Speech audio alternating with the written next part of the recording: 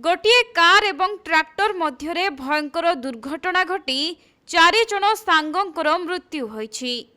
उत्तर प्रदेश नोएडा रे एपरि एक मर्मन्तुद दुर्घटना घटी जहाँकि गतकाली विलंबित राति प्राय 2टा समय रे एही दुर्घटना घटिथिबा कुहा जाउछि। सेपटे खबर पाई पुलिस सेठारे पहुंची मामला रुजु करबा सह दुर्घटनार तदंत आरंभ करिछि।